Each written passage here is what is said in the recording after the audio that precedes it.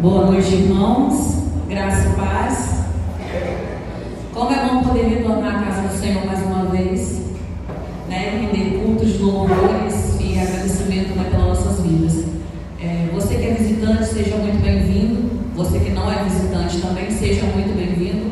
A nossa igreja ama você. A gente vai iniciar o nosso período de louvor com essa canção Eu Te Louvarei. O louvor, às vezes, não deve ser limitado por um momento ou uma situação, mas deve ser um ato contínuo em nossas vidas, porque Deus habita em meio aos louvores. Eu convido a igreja a se colocar de pé, e enquanto a gente entoa essa canção, cumprimente o irmão que está do seu lado, saia do seu lugar, dê um abraço, boa noite, e vamos iniciar o nosso culto da melhor forma ao Senhor.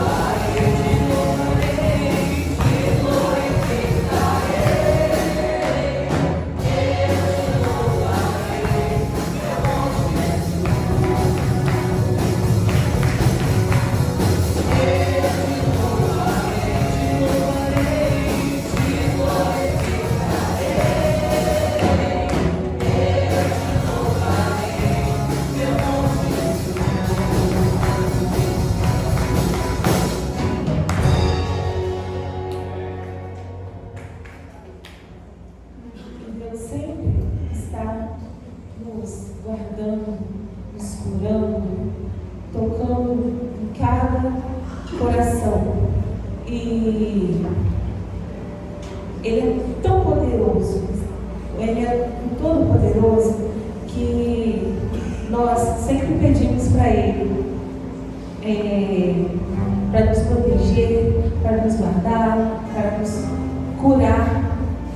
dentro da pessoa, está pedindo uma cura.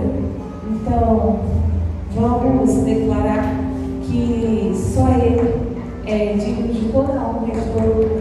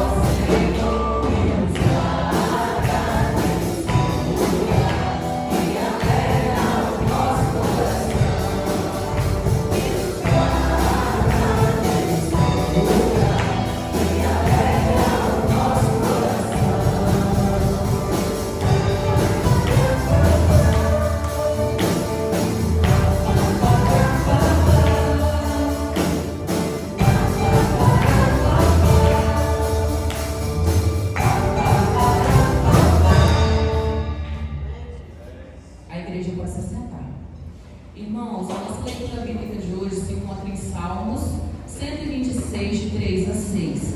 Eu iniciarei a leitura, seguindo os homens, depois as mulheres e encerrando todos. Sim, o Senhor fez coisas grandiosas por nós. Que alegria! Restaura, Senhor, nossa situação, como os riachos que jorram no deserto. Os que semeiam com lágrimas colherão com gritos de alegria. Choram enquanto lançam as sementes, mas cantam quando voltam com a colheita. Esse louvor nós vamos cantar, nos fala que o Senhor é grande, né?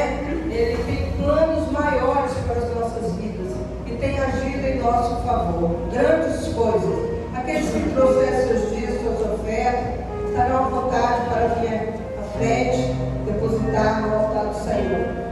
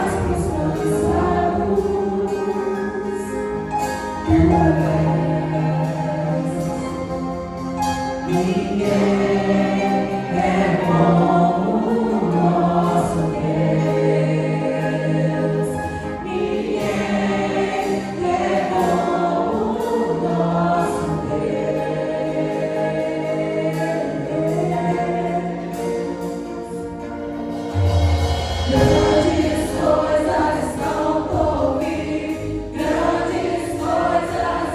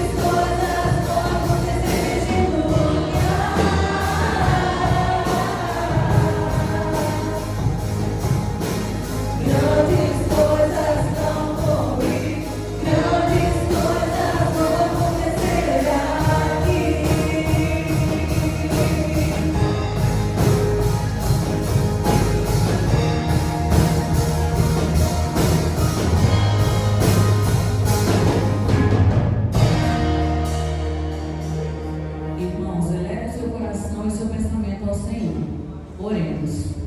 Grandioso Deus e eterno Pai, te rendemos graças mais uma vez, Senhor, por estar aqui na tua presença. Te agradecemos, Senhor, pelos dízimos e as ofertas. Te agradecemos por esse domingo que tivemos maravilhoso, pela semana que se passou e por mais uma semana que se inicia. Pedimos ao Senhor, meu Deus, que abençoe a vida do pastor, a mensagem que ele irá trazer aos nossos corações e às nossas vidas. Agradecemos pela presença de todos, pela vida de cada um que faz aqui presente e por aqueles que não puderam vir. Obrigada, Senhor, por tudo que tem feito em nossas vidas, por nos sustentar diante das dificuldades. Obrigada, Jesus, por tudo. Amém.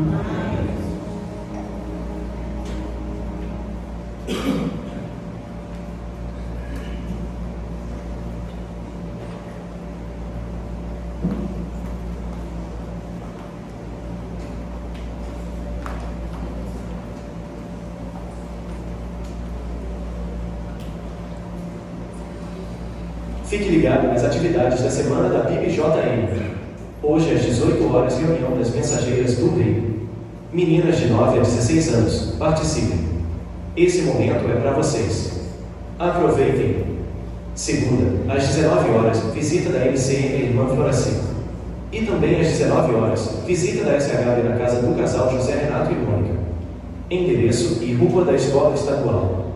Referência, primeira casa depois do fórum. Quarta, às 19 horas, culto de oração.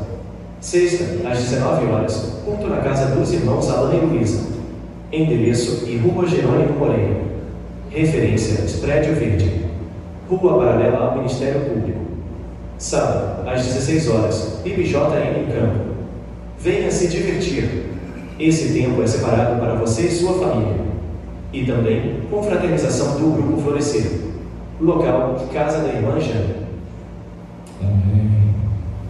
Amém. Boa noite, gente boa que segue Jesus. Graças a Deus. Amém. Deus abençoe sua vida. Que bom ter você nessa noite.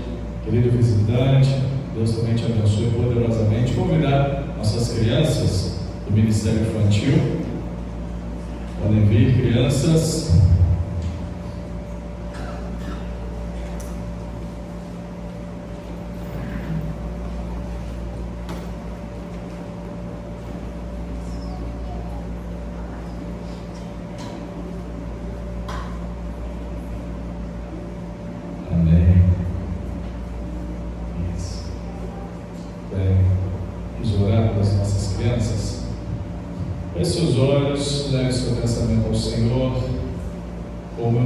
Desafiado, pai, mãe, seu bebê, seu filho, sua filha está aqui à frente.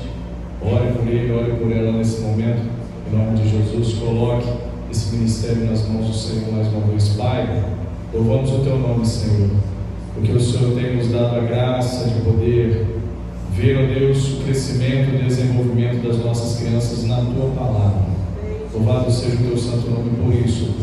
Te louvamos porque após um dia lindo como o de ontem, na festividade com as nossas crianças, aqui estamos mais uma vez na presença do Senhor com os pequeninos, aqueles a qual o Senhor mesmo afirmou, deles é o reino dos céus. Que o Senhor possa abençoá-los, que o Senhor possa cuidar de cada um deles, que a tua graça e a tua misericórdia seja sobre cada vida aqui, cada família aqui representada, Senhor.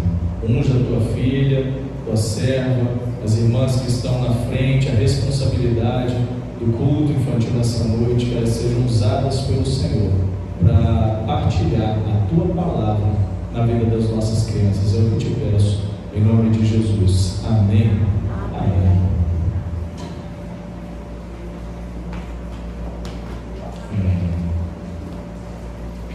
Tudo bem, queridos? Hoje eu quero partilhar uma palavra com os irmãos, vocês, dentro do tema de condenada a perdoada. Hoje eu tive que recorrer a um auxílio aqui com a água, porque a garganta não está legal. E aí pode ser que de uma hora para outra comece a dar aquele incômodo, eu preciso molhar um pouco aqui ela com água. E o texto que vai nos auxiliar nessa noite, por essa palavra, por essa meditação, é o texto que está no Evangelho de João, capítulo 8, verso 1 até o verso de número 11. Você pode continuar sentado, como você está sentado, com toda a reverência à palavra do Senhor, enquanto você encontra o texto. Enquanto o texto está sendo preparado, vai ser projetado para que você acompanhe a mesma versão que eu estarei lendo, quero apenas te contextualizar um pouquinho do que estava acontecendo antes desse momento do texto, antes dessa experiência que eu quero partilhar com os irmãos nessa noite. Antes o momento crucial desse texto, qual será lido, acontecer, havia terminado a festa dos tabernáculos, uma festa muito comum no povo judeu, uma festa que o povo ficava 7 dias ali festejando, trazendo à memória as bênçãos, as vitórias do Senhor, compartilhando, enfim, era uma festa longa, era uma festa que durava aí, em média 7 dias, e no final desses 7 dias, no período dessa festa dos tabernáculos, alguns guardas haviam sido ali dentro desse período orientados a prender a Jesus. Os líderes religiosos tinham dito para eles: a gente precisa que vocês prendam a Jesus, então vá lá e prendam.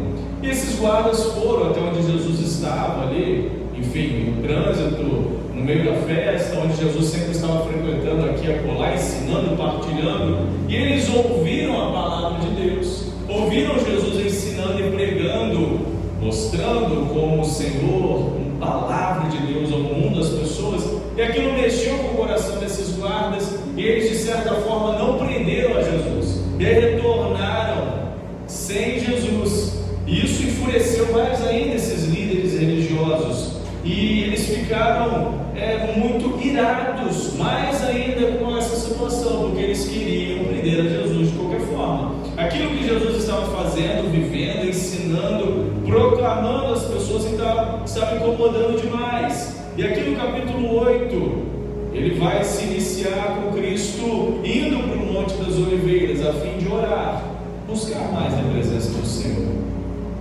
Não somente isso, mas também recobrar as suas forças para continuar a batalha, porque o desafio era grande, era árduo, e Jesus sabia que viria mais embates ainda pela frente, e o texto vai nos mostrar mais um daqui a pouquinho. Então, o contexto do capítulo 8, Cristo vai tratar também sobre algo muito importante. Cristo vai falar aqui no capítulo 8 do Evangelho de João sobre a luz do mundo, falando e fazendo referência a si mesmo como a luz do mundo, onde no capítulo 8, verso 12, ele vai afirmar: eu sou a luz do mundo. Dentro de um contexto onde aqueles homens, aqueles líderes religiosos estavam vivendo numa densa escuridão, não somente moral, mas também uma escuridão espiritual. E Jesus vai afirmar: eu sou a luz do mundo. E retornando do Monte das Oliveiras para o templo, retornando nesse período de oração para o templo, ali ensinando, pregando, como todo o povo foi ter com ele, como o templo ficou cheio, as pessoas estavam desejosas, buscando inspiração da parte de Deus, buscando ouvir a palavra do Senhor. Jesus se assenta e se põe a ensinar, a pregar, a falar da sua palavra. E é nesse cenário que vai acontecer o texto que eu colhi para os irmãos, onde os escribas e fariseus vão colocar uma mulher ali no meio, diante do Senhor, vão começar a tratá-la de forma desumana. E eu quero que você pense comigo nessa noite sobre isso, sobre essa mudança de estado, de condenada a perdoar, onde a graça recaiu sobre uma pessoa, o perdão de Deus recaiu sobre uma pessoa, a restauração do Senhor recaiu sobre uma pessoa e deu nova vida, um novo recomeço, nova história. Então acompanhe comigo a leitura do texto dessa aula, João capítulo 8, verso 1, que diz assim: Jesus, entretanto, foi para o Monte das Oliveiras. De madrugada, voltou novamente para o templo e todo o povo ia ter com ele. E assentado, os ensinava. Os escribas e fariseus trouxeram à sua presença uma mulher surpreendida em adultério. E fazendo-a ficar de pé no meio de todos, disseram a Jesus: Mestre, essa mulher foi apanhada em flagrante adultério. E na lei nos mandou Moisés que tais mulheres sejam apedrejada. Tu, pois, que dizes? O que o Senhor faz? O que o Senhor vai fazer? O que o Senhor decide diante de uma situação como essa? Qual é a sua posição? Isso, eles não diziam tentando ajudar, não. Isso, diziam eles tentando, para terem do que o acusar. Mas Jesus, inclinando-se, escrevia na terra com o dedo.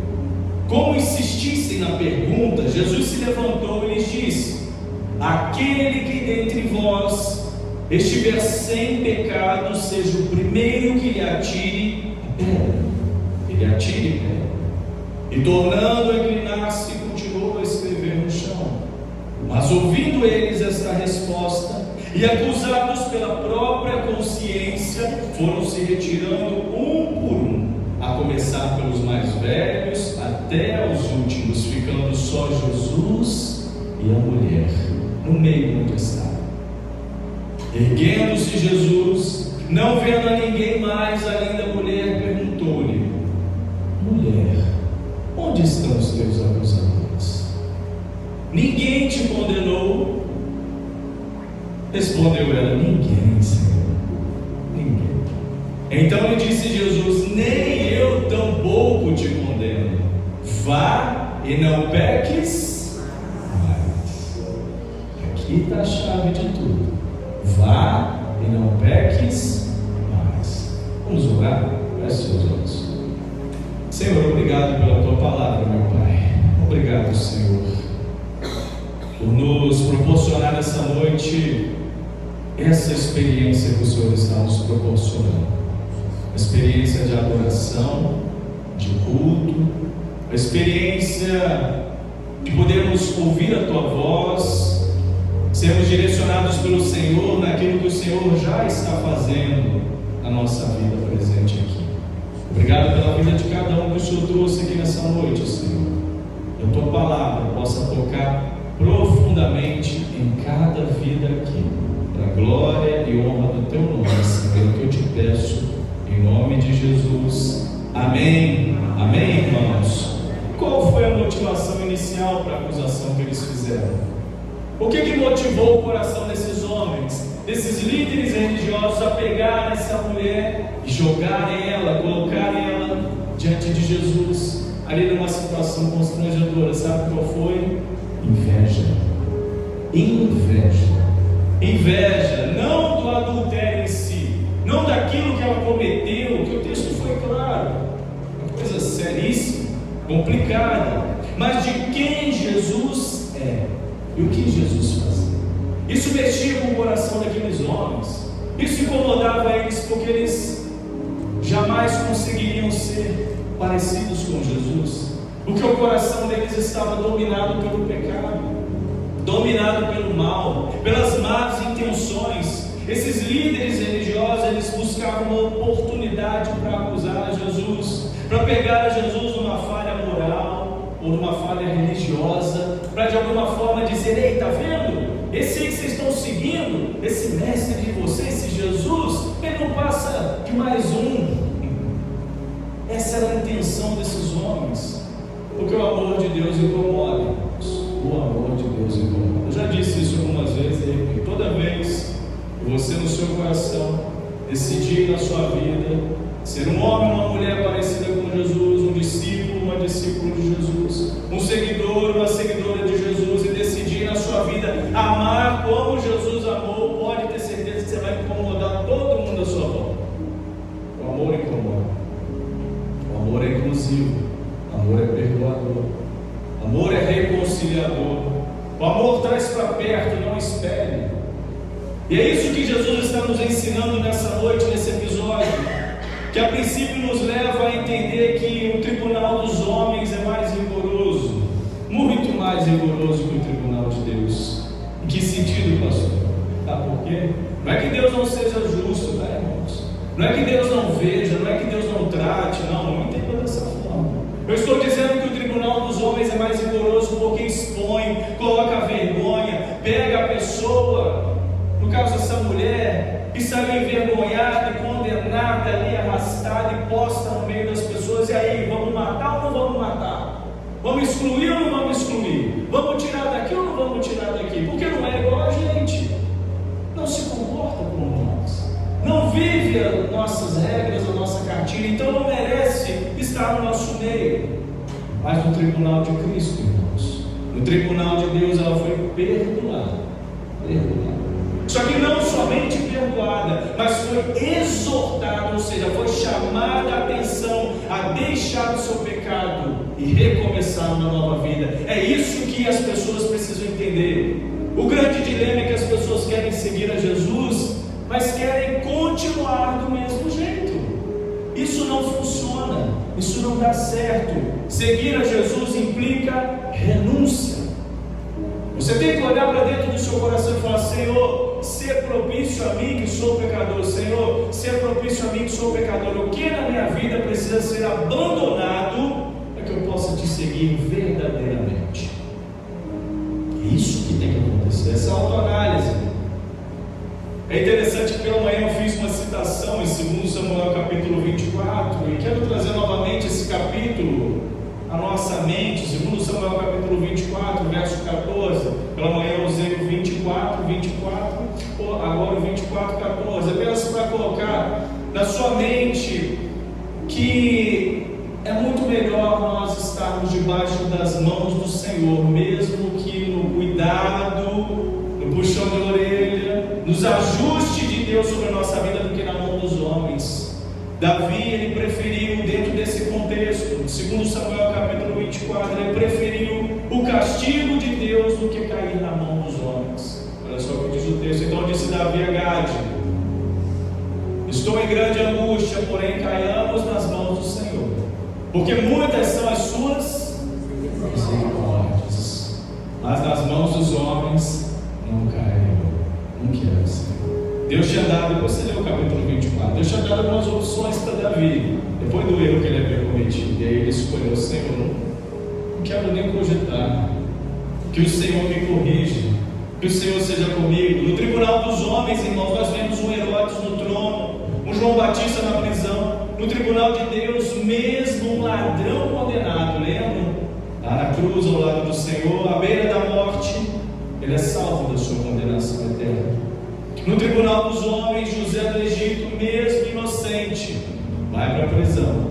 No tribunal dos homens, Jesus, um inocente, é condenado à morte de cruz. E Barrabás, lembram da história? Barrabás é ovacionado, Barrabás, o malfeitor, é posto em liberdade. No tribunal dos homens, essa mulher, apanhada em adultério, está prestes a ser apedrejada. Aqui eles estavam desejosos, pedrada nela, ela merece. Mas no tribunal de Deus, ela, condenada por esses homens, se torna perdoada por Deus. Já pensou nisso, meu irmão? O poder de Deus, aquilo que Deus pode fazer na sua vida. Ela cometeu um erro, cometeu sim, o texto é claro para nos mostrar. Assim como todos nós cometemos, irmãos. O erro dessa mulher é um exemplo do texto. Não é diferente do erro que você e eu cometemos. Nós também erramos. Nós também cometemos falhas. Nós também pecamos. Só que talvez o erro que ela cometeu tenha sido um erro premeditado. Ela aproveitou a festa para pecar, estava no contexto de festa. Ela traiu seu marido, levou o marido de outro a trair, e foi flagrada nesse ato, nessa situação. Todas essas condições diante da lei de Moisés, presta bem atenção, não é que eles foram exagerados, tinha todo um contexto. Todas essas condições diante da lei judaica já eram suficientes para que ela fosse apedrejada, sabia disso? Já era suficiente. Inclusive o homem pegou com ela. O texto não fala, mas com certeza tinha alguém ali também. Então ambos já estavam mais do que sentenciados de acordo com a lei. Porém ela estava em uma condição dolorosa de acusação. Ela estava ali sendo humilhada. Ninguém estava tratando ela como um ser humano. E o que eu quero trazer à sua reflexão também nessa noite é isso. Como você tem tratado as pessoas?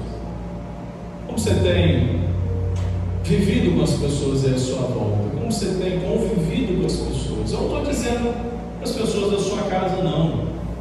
Que dentro de casa a gente até consegue viver bem. Alguns aos trancos e barrancos, mas vivem.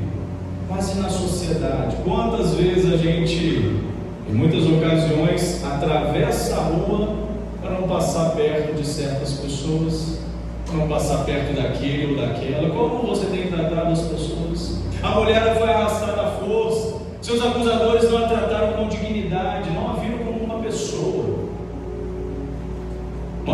que tem nome e sentimentos, mas apenas como um caso. Vamos tratar desse caso, vamos resolver esse negócio logo, e que isso sirva de lição, não somente para esses que estão à nossa volta, mas para Jesus também, para a gente dar um fim logo nele. Então levaram ela lá no pátio do templo, e a história está aí que os irmãos perceberam. E essa crueldade, irmãos, mostra que esses escribas e fariseus, mesmo tendo acabado, presta bem atenção nisso que eu vou te dizer agora, presta atenção. Vocês observaram no início, quando eu comentei, eles estavam vindo de uma festa religiosa, 7 dias buscando a presença de Deus. Então esses líderes aqui estavam vindo, eles acabaram de passar 7 dias buscando a Deus, mas eles chegaram no final da festa, irmãos, e não encontraram nada, a não ser, sabe o que? Ódio no coração. Percebam que buscar a Deus é muito mais do que cumprir ritos na vida. O desejo de matar, de prender a Jesus era algo latente no coração deles, era o que eles mais queriam. Esse ódio nutria esse sentimento no coração deles. E em relação a Jesus, eles queriam mostrar, eles queriam ter um motivo para acusá-lo. E dentro desse contexto é possível perceber 3 motivos que eles queriam acusar Jesus. Eles intentaram 3 coisas contra Jesus aqui, para pegar Jesus no contrapé, para ter um álibi para acusar o Senhor e falar: está vendo, gente? Ele também está cometendo erro, vamos logo acabar com isso. Em primeiro lugar, o que eles fizeram foi tentar jogar Jesus contra a lei de Moisés. Em segundo lugar, o que eles fizeram foi tentar colocar Jesus contra a lei romana, a lei local que regia eles. E uma outra forma, em terceiro lugar, foi que eles tentaram colocar Jesus contra o povo. Como assim, pastor? Eu não percebi isso, eu vou te explicar melhor. O alvo dos fariseus era colocar Jesus diante de um dilema. Presta bem atenção para você entender. Se Jesus perdoasse, se ele perdoasse e absolvesse a mulher, ele falasse assim: não, gente, não vamos fazer isso para ela, não. Vamos ter misericórdia dela, não. Deixa ela embora. Se Jesus fizesse isso, ele estaria em oposição à lei de Moisés, porque lembra, a lei mandava apedrejar mesmo, era a lei de Moisés. E contra ele se poderia argumentar que ele estava o quê? Fomentando o adultério. Jesus está passando a mão na cabeça dela, Jesus está passando a mão num pecado, num erro, Jesus está sendo complacente com isso. Depois você pode conferir Levítico capítulo 20, verso 10, Deuteronômio 22, tem referências a respeito disso. Se ele condenasse essa mulher à morte, não, gente, quer saber? Vamos pedrejar ela mesmo? Não, pelo amor de Deus, né? Nós já estamos 7 dias em culto, em festa, e agora olha essa situação. Não, vamos acabar com isso. Se ele condenasse essa mulher, se Jesus tomasse essa decisão, meio que, ali, na empolgação da intenção daqueles homens, ele estaria usurpando atribuições, ou seja, ele estaria pegando para si atribuições do governo romano, porque os romanos haviam tirado essa autoridade dos judeus. Vocês não podem matar ninguém, não. Vocês não podem tirar a vida de ninguém, não. Vocês não podem infligir pena capital para ninguém, não. Só Roma pode fazer isso. Então, se Jesus fizesse isso, olha só, eles estariam contra Roma. Vamos pegar ele.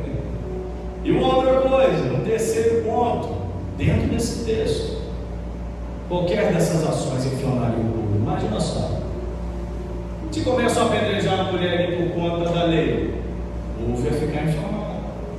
Se Jesus decide, não, vamos fazer isso mesmo, o povo iria ficar inflamado. Então o que Jesus vai agir? Jesus primeiro vai tratar aqueles acusadores, pois a conduta deles era: ele vai tratar aqueles acusadores no silêncio e escrevendo no chão. Tem muitas teorias, muita gente quer tentar descobrir o que Jesus estava escrevendo no chão, pastor. Não me pergunte depois. Não tem nada que indique isso, que dê indicação do que Jesus estava escrevendo. Tem gente que faz algumas comparações. Tem a ver com aquele texto lá no Antigo Testamento. tem a ver com isso, com aquilo outro. Lá no livro de Daniel, quando Deus escreve na parede, Jesus estava escrevendo ali também no chão a mesma coisa. Não tem muita inclinação para isso não. Mas eu vou te dar uma dica. Faça o melhor que você puder no servo do Senhor. Quando você estiver lá com Jesus, seja uma das suas perguntas que você vai fazer para ele. Senhor, o que o Senhor estava escrevendo lá? Eu tenho curiosidade. Pode ter certeza que Ele vai te responder. Ele não vai te negar essa resposta. Mas ali Jesus no silêncio, tratando, cuidando, fazendo a sua parte como Senhor transformador de vidas, estava ali, fazendo com que aquelas pessoas fossem tratadas mesmo sem saber. Porque a misericórdia de Jesus, irmãos, demonstra que só aquele que está livre de pecado tem o direito de exercer seu juízo sobre a falta dos outros. Vou repetir. A misericórdia de Jesus demonstra que só aquele que está livre de pecado tem o direito de exercer seu juízo sobre a falta dos outros. Tem algum ser humano que seja livre de pecado, irmão? Sim ou não? Não tem. Então quem pode exercer juízo sobre alguém? Somente Deus, só Jesus. Não foi isso que no verso 7 diz? Jesus, mulher, onde estão aqueles que acusaram? Onde estão os teus acusadores? Jesus já havia advertido no Sermão do Monte, lembra? Não julgue para que você não seja julgado. Chamando a atenção nossa e dos seus ouvintes ao cuidado com aquilo que você projeta na vida das pessoas. Ele alertou acerca do perigo de querermos tirar o cisco do olho dos outros, enquanto tem uma trave enorme nos nossos olhos. A gente exige dos outros aquilo que não praticamos. Muitas vezes fazemos isso. A gente exige do outro aquilo que a gente não faz. Nós somos intolerantes com os outros e complacentes com nós mesmos. A gente fala assim: não, ele, ela, mesmo pelo amor de Deus, agora eu não. Eu posso. Somos críticos com os outros e tolerantes com nós mesmos. Isso é um mal, irmãos, que o ser humano tem, principalmente aquele que está longe do Senhor. E nesse verso 7, Jesus usa uma referência direta de Deuteronômio, também de Levítico, e diz que as testemunhas do crime, lá nesse contexto do apedrejamento, lá no Antigo Testamento, podia haver um apedrejamento. Podia. As testemunhas do crime podiam apedrejar. As testemunhas podiam. Mas Jesus já colocou uma situação: aquele que não tiver pecado. E aí o que aconteceu? Cada um foi botando sua pedrinha embornada e ó, abandonando. E todo mundo olhou para si mesmo e disse: nessa ele pegou a gente de novo. Nessa não teve jeito não. Nessa a gente tentou sair por cima, mas ele saiu muito mais. Por que esses homens, irmãos, tinham um coração assim? Por que eles agiam dessa forma? Por que muitas pessoas são assim? Porque tanto eles, como muitos hoje, têm rejeitado a oferta de Jesus. Que oferta, pastor? Quem tem sede, vem a mim. Jesus tem, a palavra de Deus tem falado. O Espírito Santo tem chamado as pessoas. Mas muitos têm dito não a esse convite do Senhor. E quais são as implicações dessa rejeição, pastor? Para aqueles que fazem isso: eu não quero fazer isso, pastor. Tem implicação se eu fizer. Em Jeremias 17:13 diz, está escrito lá: ó Senhor, esperança de Israel, todos aqueles que te abandonarem serão envergonhados. Os que se apartam de ti terão seus nomes escritos no solo. Será que Jesus estava escrevendo o nome deles ali? Não sei. Porque abandonam o Senhor, a fonte de águas vivas. Irmãos, toda a palavra está interligada. A palavra de Deus é algo conectado, de Gênesis a Apocalipse. Esses acusadores, eles conheciam, irmãos, essa profecia. Por isso, cada um deixando a sua pedrinha ali, foram saindo um por um. E eu já estou caminhando para o fim. Fica comigo mais um pouquinho. É por isso que Jesus, sabe o que Jesus faz na vida daquele que crê nele? Primeira coisa, Jesus não esmaga a cana quebrada. Jesus não esmaga a cana quebrada. Em Mateus capítulo 12, verso 20, há essa referência. Jesus havia acabado de fazer uma cura, e ali vai haver uma referência da profecia para o coelho. Jesus não esmaga a cana quebrada. O que significa isso, pastor? Você está com o seu coração dilacerado? Você está com o seu coração ferido? Você tem sofrido por alguma coisa que você tem passado, enfrentado, feito, e não tem conseguido se livrar disso?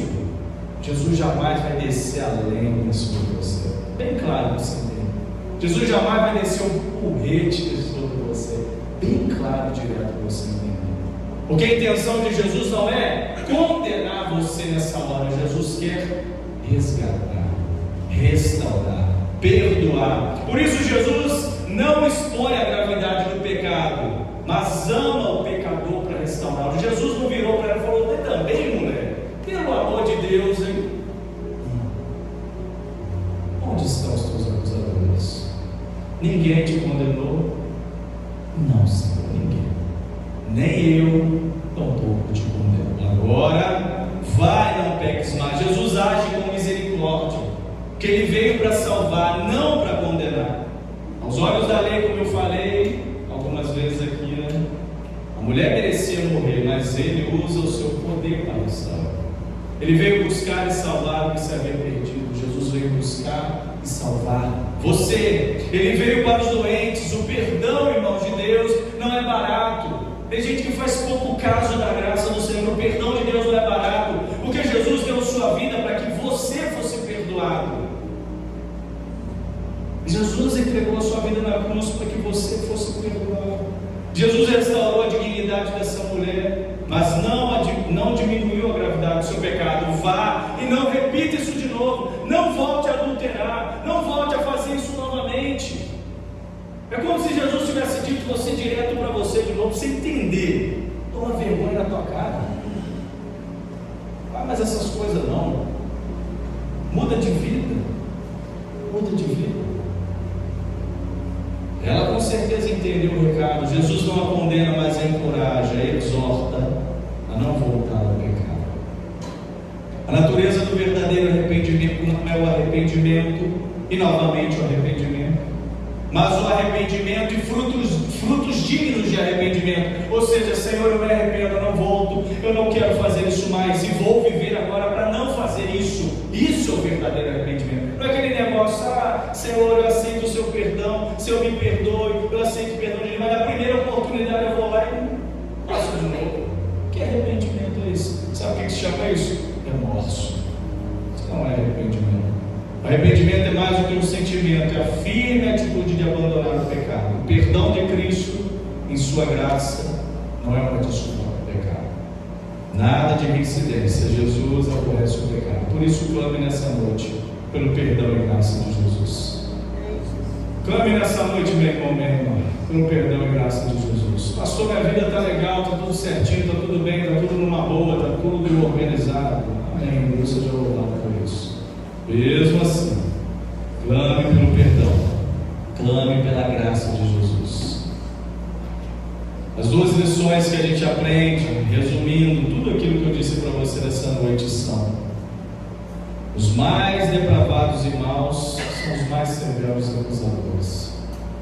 Todavia, os mais santos são os mais misericordiosos. Aceite o perdão, aceite a graça, a restauração de Jesus sobre a sua vida. Vamos orar.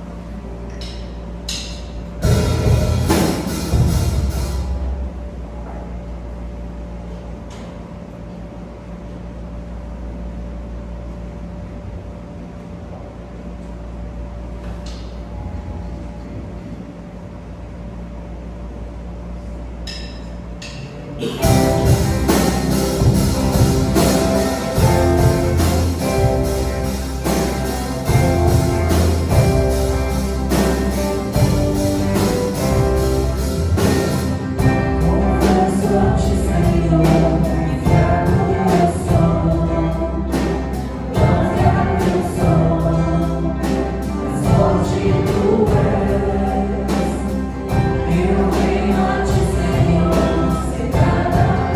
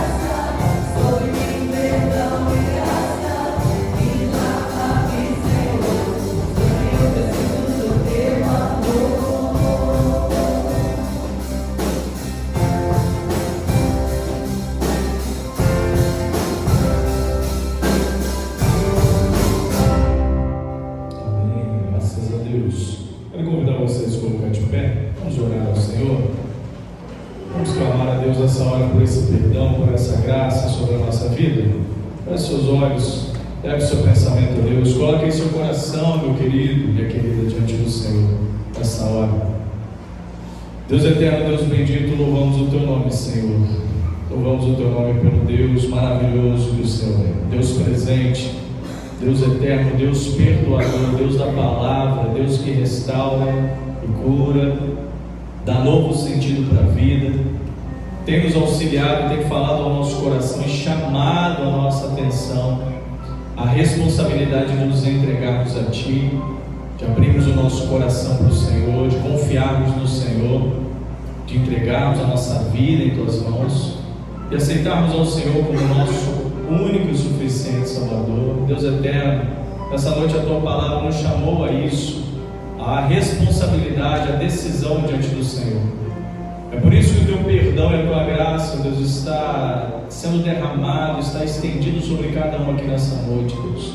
Sobre cada necessidade, sobre cada clamor, sobre cada intenção.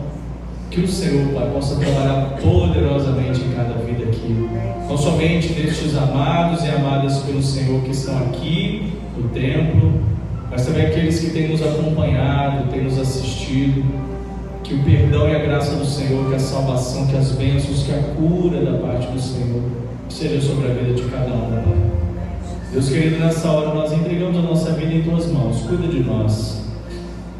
Sê conosco, dê misericórdia de nós, Senhor. Ajuda-nos nas nossas fraquezas. Dê misericórdia, Deus, daquilo que é reincidente na nossa vida. Ajuda-nos, Senhor, a erguermos a nossa cabeça, aceitarmos o perdão do Senhor e seguirmos em frente, mudando, a Deus, de vida, de atitude, de comportamento, Senhor. Por isso, Pai, que a graça do Senhor, que as bênçãos do Senhor, que o perdão que vem da parte do Senhor, seja sobre cada vida aqui nessa noite, Senhor, sobre cada vida, Deus, que tem nos acompanhado. Que as misericórdias, que as consolações eternas do Teu Espírito Santo amoroso, Deus, acompanhe cada vida aqui. Acompanha, Deus, a cada um de nós na nossa semana, as nossas decisões, nosso ir e vir. Que o Senhor, Deus, esteja à frente, nos dando sabedoria e discernimento em tudo. Guarda-nos, proteja-nos, livra-nos de todo mal, Pai, que eu te peço, em nome santo e poderoso de Jesus. Amém. Amém.